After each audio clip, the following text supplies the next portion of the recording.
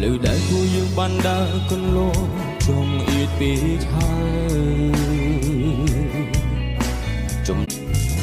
លើដែលគួរយើងបានដើរកន្លងចង់អៀតពេកហើយចំអូន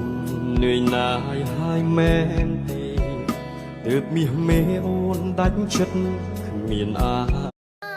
នៅក្នុងនាមជាប្រុសម្នាក់ដួលនៅកន្លែងណាត្រូវតែក្រោកនៅកន្លែងនោះវិញដួលឲ្យបើក្រោកមិនរួចទេអាចទុកជាកូនប្រុសដែរទេ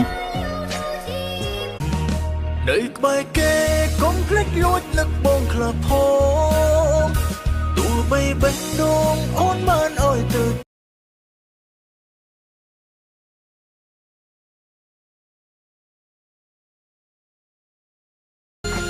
ប្រាប់ថាស្រឡាញ់បងណាស់អ្នកណាខ្លះដឹងរឿងយឺគ្រប់ពេលបងសួរឡើងអូនអើខ្លាចបងមិនស្មោះប្រាប់ថាស្រឡាញ់បងណាស់អ្នកណាខ្លះដឹងរឿងយឺគ្រប់ពេលបងសួរឡើងអូនអើខ្លាចបងមិនស្មោះដើមពូជស្មោះត្រង់បានផលសុខខា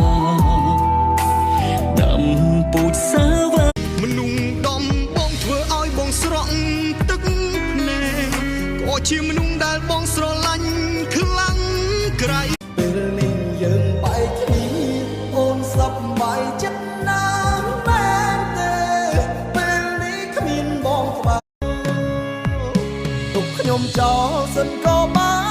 ននេះសប្បាយចិត្តព្រោះការពិតអ្នកមិនមនុស្សដំបងធ្វើឲ្យបងស្រក់ទឹកភ្នែកក៏ជាមនុស្សដែលបងស្រឡាញ់ខ្លាំងក្រៃមាននឹកបងទេពេលមានមេគ្មានបងនៅក្បែរស្ដាប់មាននឹកបងទេ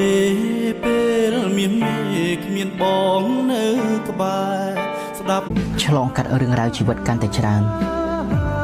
ទើបដឹងថាមនុស្សខ្លះគួរឲ្យខ្លាចខ្លាំងណាស់ជីវិតខ្ញុំខុសពីជីវិតគេគ្មានសៅអាទិត្យរវល់រហូតគ្មានពេលទំនេរខ្ញុំប្រសិនបើអ្នកហន់អ្នកអាចសម្រាប់មួយផ្លែតចុះប៉ុន្តែបងប្អូនពួកយើងខានជួបជុំគ្នាផឹកស្រាយូរមកហើយថ្ងៃនេះមិនច្រវឹងមិនត្រឡប់ទៅវិញទេបោះ